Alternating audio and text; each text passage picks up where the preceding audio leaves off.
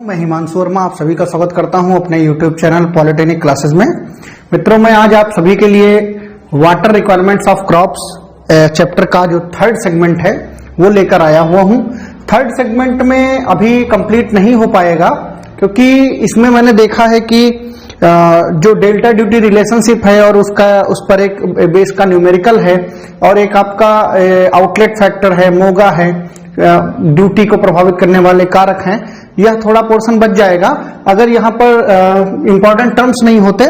बहुत यार एग्जाम में कभी कभी इंपॉर्टेंट टर्म्स पूछ लिया जाता है और बतौर सिविल इंजीनियर आपको ये सब पता भी होना चाहिए, तो इसलिए मैंने सोचा कि इनको स्किप ना किया जाए, इनको बता देते हैं। एक लेक्चर ज्यादा हो जाएगा तो उससे कोई प्रभाव नहीं पड़ेगा। ठीक है, तो बात करते हैं। आज का बड़ा इंपॉर्टेंट टॉपिक है जिसका नाम है optimum water requirement of for crops या ओएमसी। ये क्या होता है ओएमसी और ये क्या चीज है? और ओएमसी या आप कह सकते हैं optimum water requirement for crops. तो बात करते हैं व्हाट इज ओएमसी। ओएमसी क्या है? ओएमसी बोले तो ऑप्टिमम मॉइस्चर कंटेन। ये आपने सॉइल में भी पढ़ा होगा कि मैक्सिमम डेंसिटी प्राप्त करने के लिए जितनी पानी की आवश्यकता होती है वो ऑप्टिमम मॉइस्चर कंटेन कहलाता है सॉइल के कॉन्सेप्ट में। हेयर कॉन्सेप्ट थोड़ा सा अलग रहेगा, थोड़ा सा डिफरेंट रहेगा। क्या डिफरेंट कॉन्सेप्ट रहेगा यहां पर वो देखने का प्रयास करते हैं। जब हम कोई पेड़ लगाते हैं, पौधा लगाते हैं, तो उसमें हमको उसको पानी चाहिए होता है, पौधे को पानी चाहिए होता है, हम उसको पानी देते हैं। पानी क्यों? पानी इसलिए चाहिए कि जो न्यूट्रिशंस हैं उसमें या जो खनिज लवण हैं वो पानी के साथ उठ के थ्रू जो है पेड़ की जो तने के माध्यम से या फ्लोएम के माध्यम से वो जो है जाइलम और फ्लोएम के माध्यम से पेड़ की पत्तियों तक पहुंचे। यही तो रीजन होता है। और पेड़ की पत्तियां क्लोरोफिल की उपस्थिति में अपना भोजन बना लें और पेड़ की बढ़ोतरी में फायदा करें, ये मेन रीजन होता है। बट अगर हम पानी बहुत ज्यादा दे देते हैं, बहुत ज्यादा का मतलब उसका पेड़ में दो चीजें होती हैं। अगर पौधे में आप पानी देते हो तो जो एक्स्ट्रा वाटर होता है वो वाष्पोत्सर्जन हो जाता है या वो वाष्पीकृत हो जाता है पत्तियों के माध्यम से। समझ रहे हैं? अगर हम पानी की नीचे की आने की दर ज्यादा होगी, ऊपर वाष्पन की दर कम होगी, तो पेड़ सूख जाएगा अगर कंडीशन ज्यादा रहेगी। लेकिन वो दूसरी कंडीशन है, वो तब कंडीशन है जब बहुत ज्यादा पानी हो, बहुत ज्यादा मात्रा में पानी हो और नीचे की जड़ें सड़ जाएं। लेकिन यहां पर वो स्टडी हमें नहीं करनी क्योंकि हम जो है बॉटनी के छात्र नहीं है, हमको सिविल इंजीनियरिंग के हिसाब से पढ़ना है। तो ऑप्टिमम मॉइस्चर कंटेंट वह है कि पानी की वह मात्रा जिसमें पेड़ जो है मुरझाए नहीं, सूखे नहीं, उसकी ग्रोथ लगातार चलती रहे, या जो वाष्पन की दर है, वाष्पन की दर और पेड़ को पानी मिलने की दर दोनों बराबर रहें, दोनों में परिवर्तन नहीं होना चाहिए। ठीक है, अब बात करते हैं। इसमें 3 टर्म्स होती हैं, 3 कंडीशन होती हैं।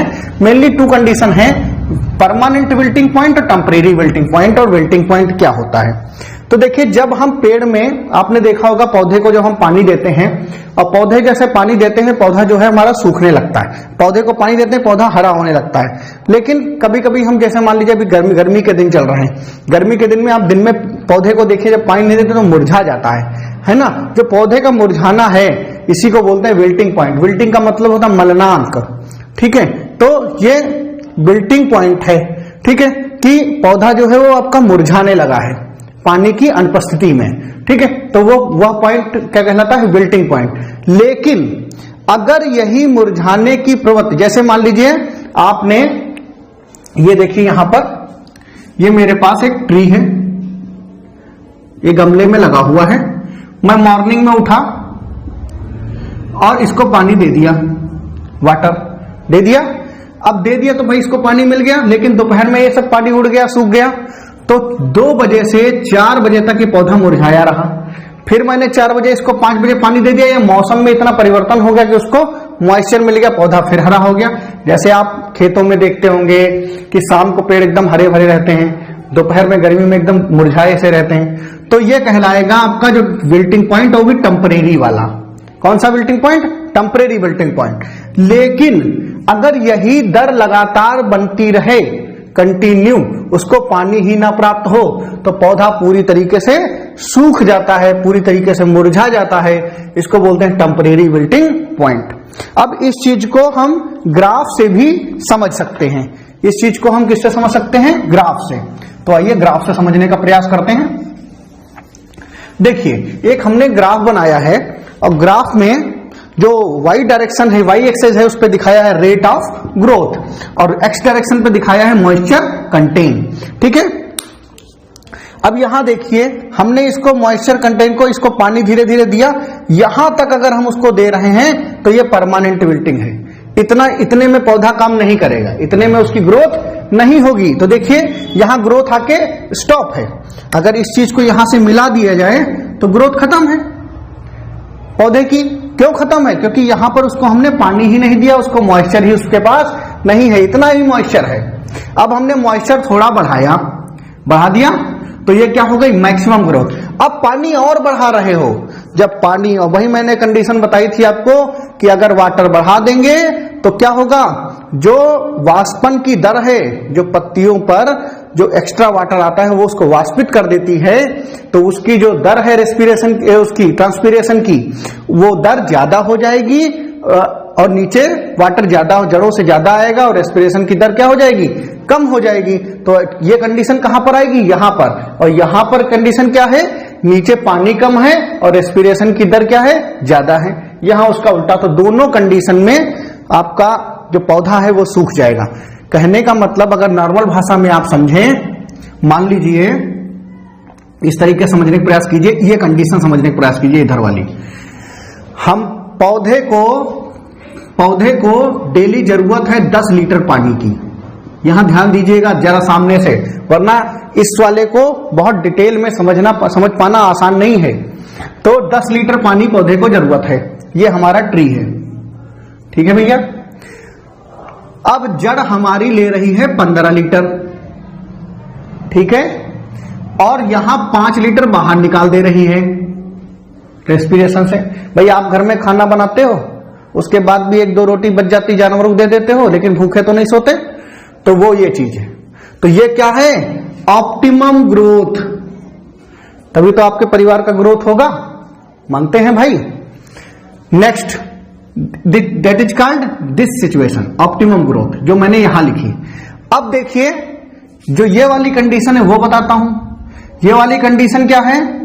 पानी चाहिए 10 लीटर ही और ले रहा है यहां पर 8 लीटर ले रहा है, 5 वाष्पित कर दे रहा है। जब 5 वाष्पित कर दे रहा तो इसको बचा कितना?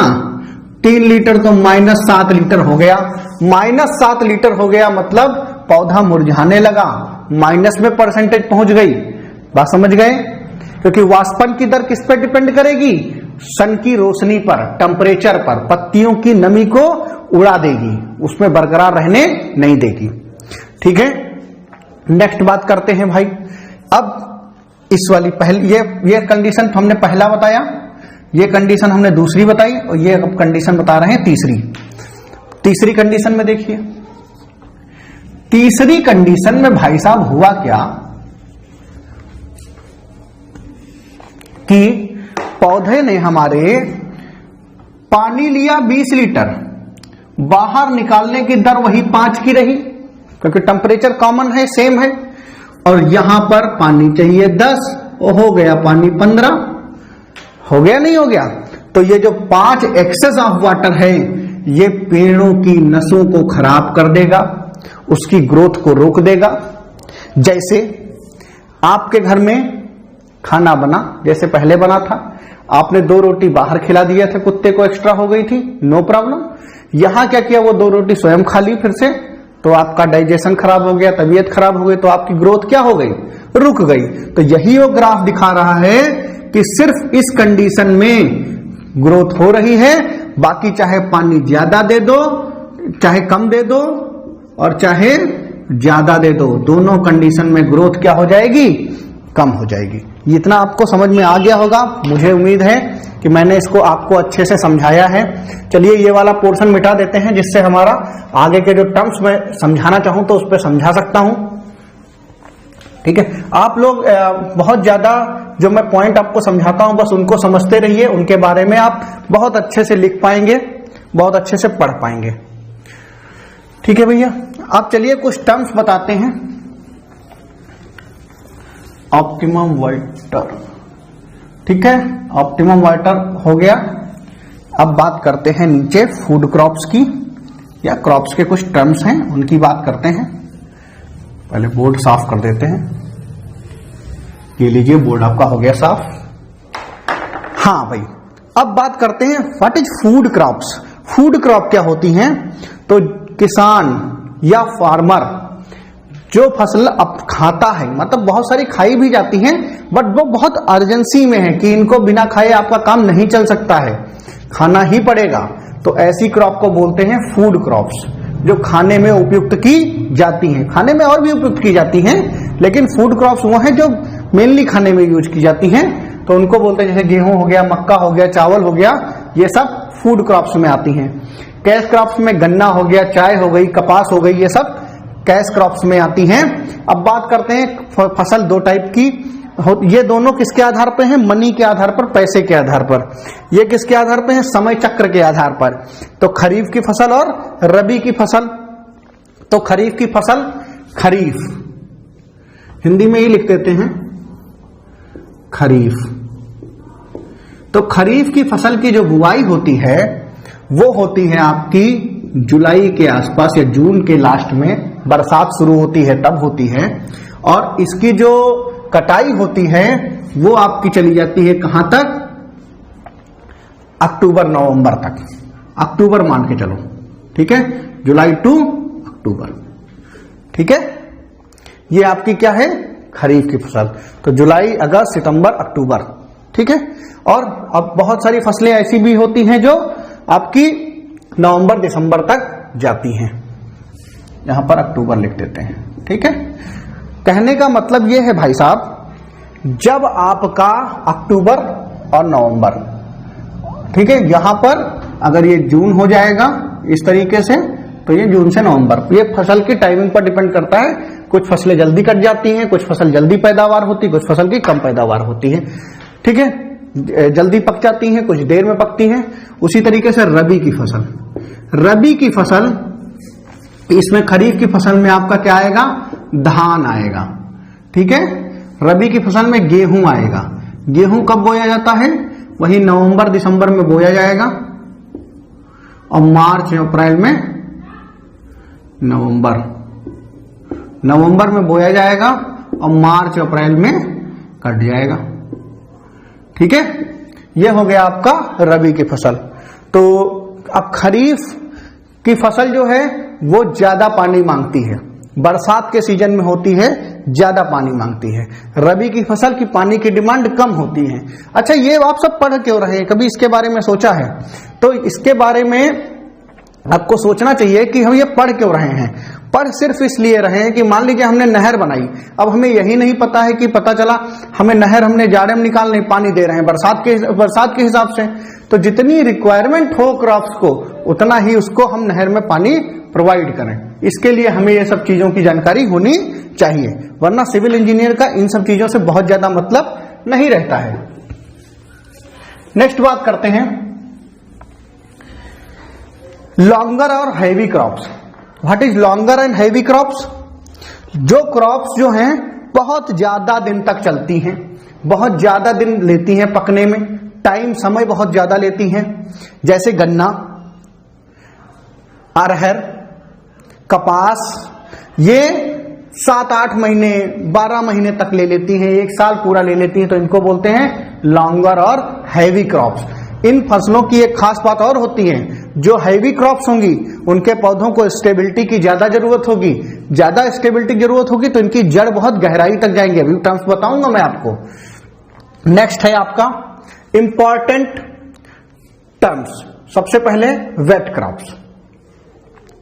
वेट क्रॉप्स क्या होती हैं? जिन फसलों को ज्यादा पानी की आवश्यकता होती है उनको वेट क्रॉप्स बोलते हैं, ठीक है। जिन फसलों को ज्यादा पानी की आवश्यकता होती है उनको वेट क्रॉप्स बोला जाता है। जिन फसलों को ज्यादा पानी की आवश्यकता होती है उनको वेट क्रॉप्स बोलते हैं। एक चीज यहां पर ध्यान देने वाली है कि वेट क्रॉप्स का मतलब ज्यादा पानी क्यों? बिकॉज क्योंकि वो फसलें जो हम वर्षा पर आधारित नहीं रह सकते कि पानी बरसेगा तो हमारा फसल हो जाएगी, ऐसा नहीं है। तो ऐसी फसलें कृत्रिम संसाधनों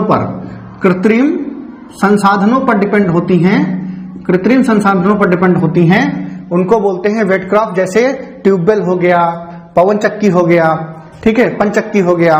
तो इन चीजों पर आपका डिपेंड रहेगा क्योंकि इसको हमें पानी ज्यादा चाहिए और ज्यादा पानी हमें वर्षा से नहीं प्राप्त हो सकता, वर्षा हर समय नहीं होती है। तो इसलिए ये फसलें वेट क्रॉप्स कहलाती हैं या आबी फसलें कहलाती हैं। नेक्स्ट है आपका ड्राई क्रॉप्स, वह फसलें जिनको वर्षा ऋतु से ही काम चल जाता है।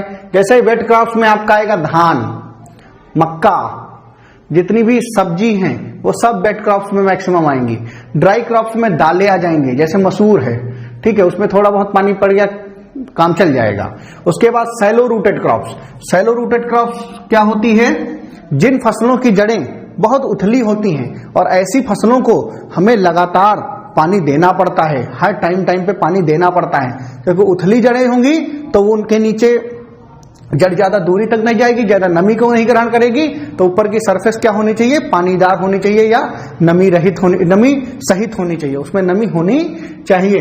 तो ऐसी फसलों को सैलो रूटेड क्रॉप्स कहा जाता है। जैसे गेहूं हो गया, ठीक है, उड़द हो गया, इन सब चीजों को सैलो रूटेड क्रॉप्स कहा जाता है। लेकिन लेगुमिनियस जो ड्राई क्रॉप्स है उसमें पानी कम मांगता है, तो पानी भले कम लगे लेकिन नमी होनी चाहिए।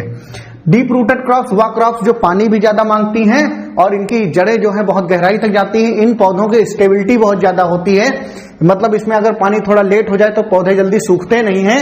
इनका विल्टिंग पॉइंट जो है, परमानेंट विल्टिंग पॉइंट आने में समय लगता है।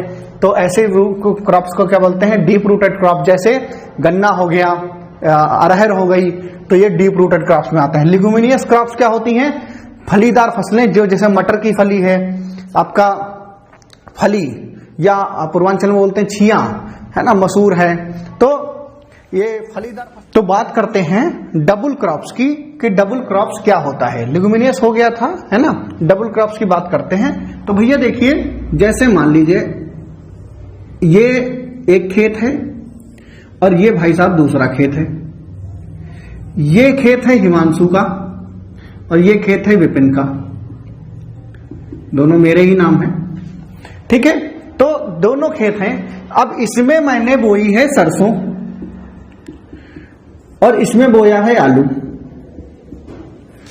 ये बताइए क्या ये डबल क्रॉप्स नहीं हो गई? एक ही तो एक ही समय में दो खेतों में डिफरेंट फसल लगाना क्या कहलाता है? डबल क्रॉप्स कहलाता है। अब बात करते हैं मिक्स्ड क्रॉप की। What is mixed crop?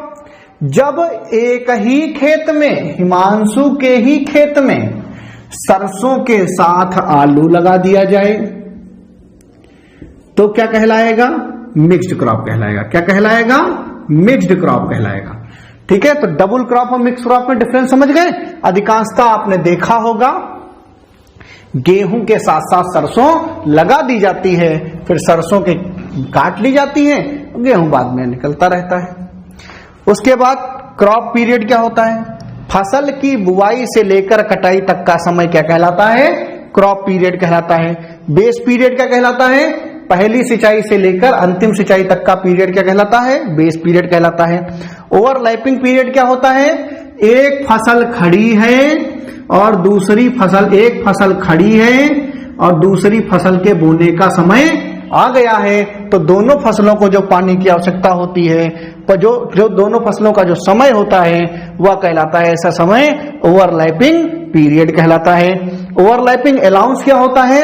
इन फसलों को जो खड़ी है और जो बोने की तैयारी कर रहे हैं, इन दोनों के लिए जो पानी की आवश्यकता होती है उसको बोलते हैं ओवरलैपिंग अलाउंस। क्लियर है यहां तक? नेक्स्ट बात करते हैं क्रॉप रेशियो। तो क्रॉप रेशियो क्या होता है? रबी की फसल का सिंचित क्षेत्रफल, रबी की फसल का सिंचित क्षेत्रफल अपान खरीफ की फसल का सिंचित क्षेत्रफल, इसका रेशियो क्या कहलाएगा? क्रॉप रेशियो कहलाएगा, ठीक है। पलेवा वाटरिंग क्या होती है? तो पलेवा वाटरिंग होती है जब हमारी कोई फसल कि बीज ना बो के हमें उसको पानी में बोना पड़ता है। तो ऐसी सिंचाई को क्या बोलते हैं हम? पलेवा सिंचाई। जैसे धान का जब ब्योर लगाते हैं, अभी सीजन आने वाला है धान की ब्योर लगाने की, क्योंकि धान की पौध लगती है तो उसके पहले धान अलग उगाया जाता है, ठीक है। तो एक चीज और मैं बता दूं आपको, जब भी कोई पौधा एक के बाद नीचे से ही डंठल ज्यादा फूटे तो उसको हमेशा पानी में लगाया जाता है, ठीक है, समझ गए। तो धान की जो फसल है उसको पहले हम छिड़काव करके धान बोते हैं, ब्योर बोते हैं, उसके बाद फिर उसमें उसकी पौध लगाई जाती है। तो धान की जो पौध लगती है वो खेत में जो पानी भर के फिर जुताई होती है, जब खेत में पानी भर के जुताई होती है तो उसको बोलते हैं पलेवा वाटरिंग। क्लियर है यहां तक? कोर वाटरिंग क्या होता है? खेत की जो पहला पानी लगता है उसको कोर वाटरिंग बोलते हैं, और जितनी गहराई तक लगता है, जितनी ऊंचाई तक पानी लगता है उसको बोलते हैं कोर डेप्थ। मान लीजिए ये मेरा खेत है और इस खेत में पानी 5 सेंटीमीटर तक पूरे भर दिया गया, तो ये 5 सेंटीमीटर क्या कहलाएगी? कोर डेप्थ कहलाएगी। नंबर ऑफ वाटरिंग क्या होती है? पूरे सीजन में, पूरी फसल काल में जितनी बार पानी देना पड़ता है वह उसका क्या कहलाता है? नंबर ऑफ वाटरिंग कहलाता है।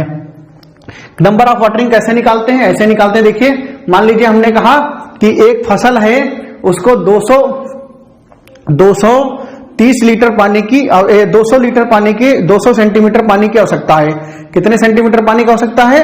200 सेंटीमीटर। और एक बार में उसको 10 सेंटीमीटर पानी चाहिए, तो मान लो 200 सेंटीमीटर उसको पानी लगाना है और एक बार में उसको 10 सेंटीमीटर पानी देना है। तो नंबर ऑफ वाटरिंग कितने हो गए? नंबर ऑफ वाटरिंग हो गए 20। तो 20 बार पानी देंगे, कितना? 10 सेंटीमीटर, तो उसका पूरा पानी हो जाएगा। कैपेसिटी फैक्टर क्या होता है?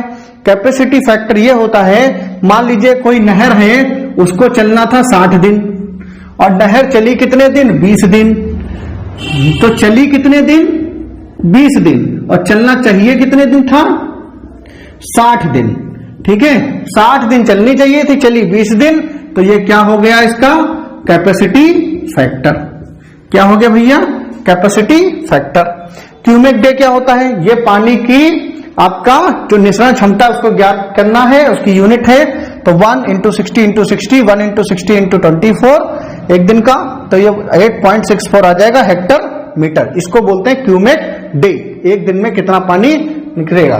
जीसीए सीसीए ये मैं आपको एक टेबल से समझा देता हूं बहुत अच्छे तरीके से, जिससे आपको जीसीए सीसीए में कभी कंफ्यूजन नहीं रहेगा। तो चलिए देखते हैं। तो भैया देखो, ये मान लो हिमांशु वर्मा का गांव है, ये मेरा गांव है, मेरे गांव का नाम है अमरापुर।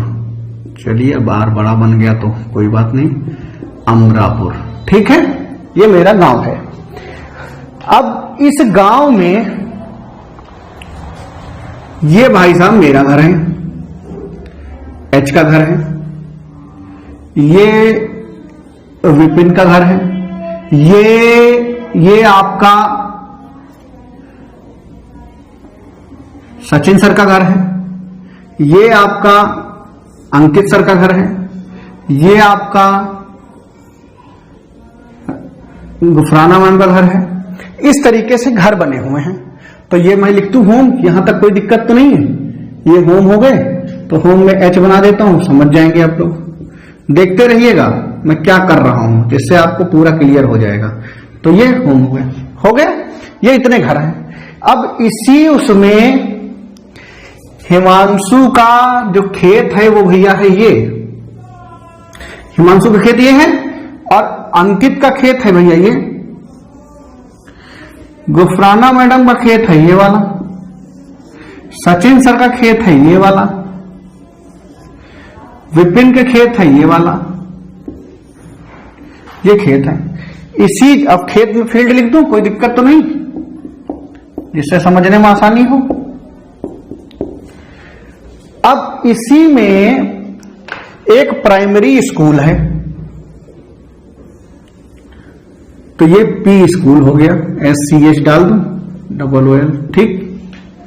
इसी खेत में, इसी पूरे फील्ड हमारे गांव में एक क्रिकेट का मैदान भी है। ये क्रिकेट ग्राउंड है। ये इतनी चीजें मान लो हैं फॉर एग्जाम्पल, ठीक है। अब मुझे एक बात बताइए, इस पूरे में, इस पूरे का अगर पूरे गांव का एरिया क्या कहलाएगा, तो पूरे गांव का एरिया कहलाएगा GCA। GCA full form gross commanded area, commanded, ठीक है, ग्रॉस कमांडेड एरिया। तो इस पूरे का एरिया क्लियर। उसके बाद मैं बोलूं इसका एरिया, इसका एरिया, इसका एरिया, इसका एरिया, इसका एरिया। भाई यही तो खेती हो रही है जो काले पे फील्ड लिखा है, तो जहां खेती होगी वही तो पानी मिलेगा। बोलो भाई, जहां खेती होगी वही तो पानी लगाओगे। तो ये जो काले से है मैंने इनका सबका एरिया निकाल लिया, तो यह क्या कहला, खेती वाली भूमि क्या कहलाती है, कल्चरेबल, कल्चरेबल कमांडेड एरिया। तो जिस भूमि पर खेती की जाती है, जिस भूमि की सिंचाई की जा सकती है, उसको बोलेंगे कल्चरेबल कमांडेड एरिया। और पूरे एरिया, फुल एरिया जिसमें कल्चरेबल भी आएगा और सब कुछ आएगा, तो ग्रॉस कमांडेड एरिया। अब एक बात बताओ, ग्रॉस कमांडेड एरिया में से कल्चरेबल माइनस कर दूं तो क्या मुझे अनकल्चरेबल मिल जाएगा? बात समझ गए? तो ग्रॉस कमांडेड एरिया में खेतीहर भूमि, बिना खेतीहर भूमि, बंजर, स्कूल, प्लेग्राउंड सब आएगा। लेकिन कल्चरेबल में सिर्फ खेती वाली भूमि आएगी, और ग्रॉस में से कल्चरेबल घटा दें तो अनकल्चरेबल एरिया आ जाएगा, और अनकल्चरेबल एरिया वहां होगा जहां खेती नहीं की जा सकती।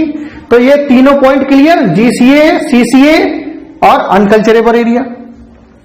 Intensity of irrigation, what is intensity of irrigation? तो इंटेंसिटी ऑफ इरिगेशन क्या होती है, खेत को पूरे 100% इंटेंसिटी से पानी नहीं दिया जाता, पूरी 100% तीव्रता से पानी नहीं दिया जाता। क्यों नहीं दिया जाता 100% तीव्रता से?